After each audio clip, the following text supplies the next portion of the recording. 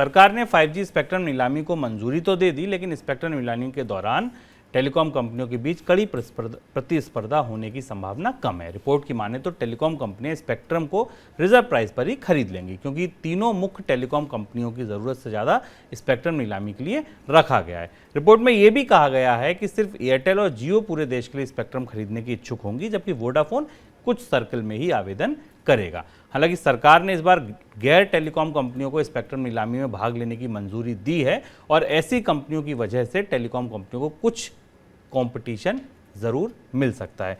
Sir, क्या उम्मीद करें, स्पेक्ट्रम से सरकार को अच्छी कमाई, तगड़ी कमाई होगी या नहीं? संभावना नहीं दिखाई देती शुभम।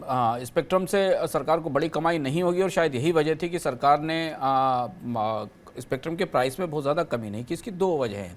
पहली वजह ये कि अब 5G तक आते आते स्पेक्ट्रम की शॉर्टेज खत्म हो चुकी है, तो स्पेक्ट्रम ज़्यादा है और उसकी डिमांड बाजार में कम है और ऑपरेटर्स भी केवल दो ही हैं जो पैन इंडिया ले सकते हैं। अगर आप थोड़ा तकनीकी आंकड़ों के भीतर जाकर से समझने की कोशिश करें तो 330 मेगाहर्ट्ज के मिड बैंड की अवेलेबिलिटी सब जगह है। यानी अगर दो बड़ी कंपनियों को, एयरटेल और जियो को, पूरे देश में पैन इंडिया सर्विसेज देनी है तो 100 मेगाहर्ट्ज एक्स्ट्रा उनको लेना पड़ेगा। तो उनकी स्पेक्ट्रम की रिक्वायरमेंट 3300 मेगाहर्ट्ज का बैंड है, जिस बैंड के ऊपर 5G सर्विसेज देने की बात होगी।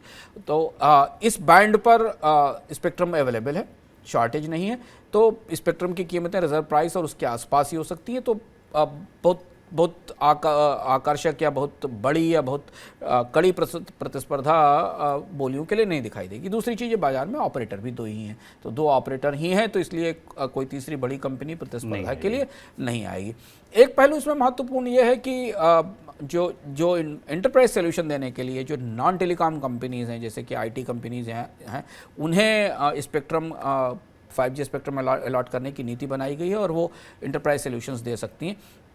वो कितनी तेज़ी से आगे आएंगी, कितनी प्रतिस्पर्धा बढ़ा पाएंगी, ये पता नहीं, क्योंकि वो ओवर द काउंटर भी इसे बाद में ले सकती हैं जाकर सरकार से और डिपार्टमेंट ऑफ टेलीकॉम से। दूसरी चीज़ है कि उन्हें छोटे छोटे क्षेत्रों में अपनी सेवाएं देनी होंगी, पैन इंडिया सेवाएं उनको नहीं देनी होंगी। तो इसलिए अभी उनकी तरफ से स्पेक्ट्रम की डिमांड कितनी होगी, इसका कोई आकलन बाजार में उपलब्ध नहीं है। इसलिए 5G की पर सरकार को बहुत ज़्यादा रेवेन्यू और कमाई की उम्मीद नहीं है। कंपनियां भी बहुत ज़्यादा पैसा 5G को लेकर आगे खर्च करने के मूड में शायद नहीं होंगी, क्योंकि उनके लिए कंपटीशन बढ़ रहा है और जबकि 5G की कॉस्ट महंगी होने वाली है।